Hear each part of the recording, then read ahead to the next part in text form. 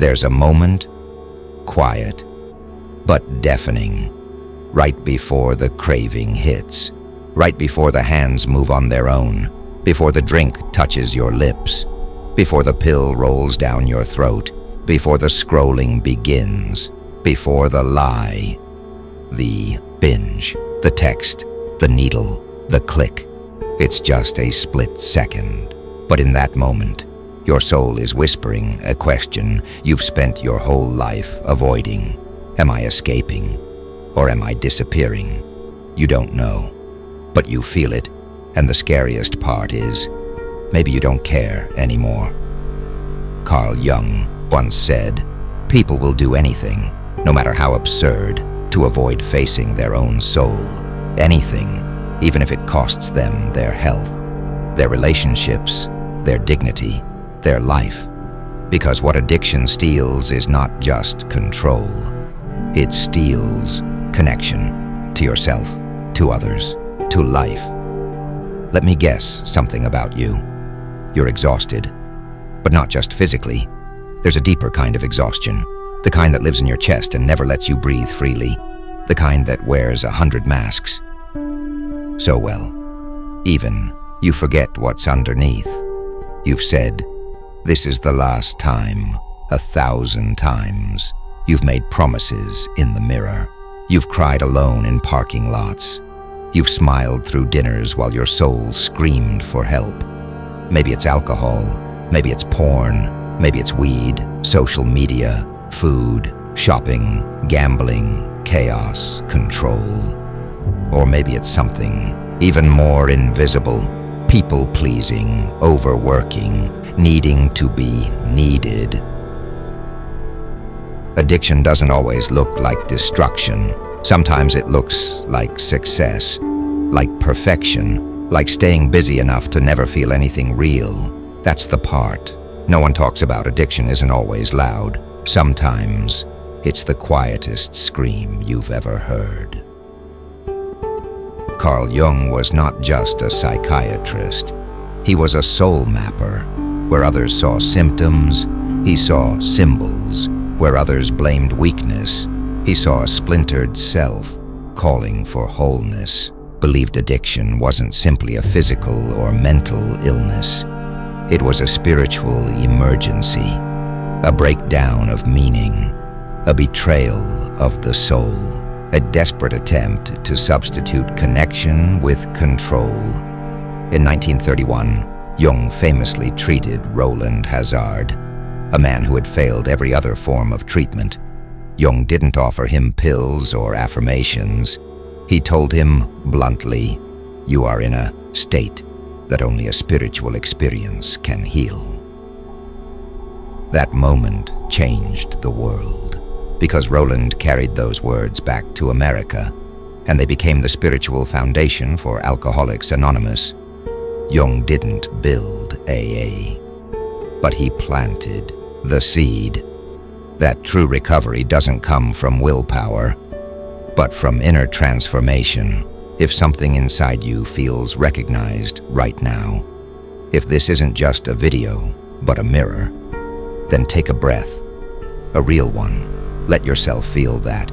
And if this is your kind of space, where we talk about the deep, the raw, and the real, then I invite you, gently and without pressure, to like this video, subscribe, and leave a comment below sharing what part hit you hardest. This isn't about numbers, it's about souls, yours, and the thousands like you who feel alone right now, but aren't. Now let me tell you something that might change everything. What if your addiction isn't trying to destroy you? What if it's trying to save you? Stay with me. I don't mean the substance is helpful, or that the behavior is healthy, but what if the urge, the compulsion, is a misguided, desperate attempt to reconnect you with something sacred that was lost? Jung believed that addiction is the soul's cry for transcendence, a longing to reunite with the deeper self, the self that got buried under trauma, guilt, shame, silence. He said, addiction is a counterfeit of the spiritual quest. Let that sink in. You're not weak. You're not broken. You're seeking. And the substance? That's just a shortcut, a corrupted path, a false god. But the yearning behind it? That's real. That's sacred. That's the beginning of healing. So, what now? You don't heal by waging war on yourself. You don't win by hating the addicted parts of you into submission. You heal by listening, by witnessing, by reuniting. Let me offer something small. Next time the craving comes, don't white-knuckle your way through it. Don't shame yourself. Don't run from it. Instead, try this. Sit. Breathe. Place your hand on your heart and whisper, I hear you. I know you're trying to protect me, but I don't need escape. I need truth. Even if it's just for 10 seconds, even if you still fall afterward, those 10 seconds are freedom. Because in that moment, you chose awareness over anesthesia. You chose to stay with yourself. And that, my friend, is where everything begins to change. There's a little child inside you.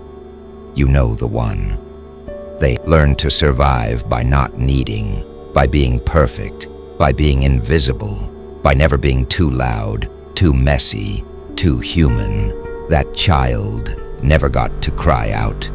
So now, the addiction does it for them. It screams through cravings. It begs through relapses.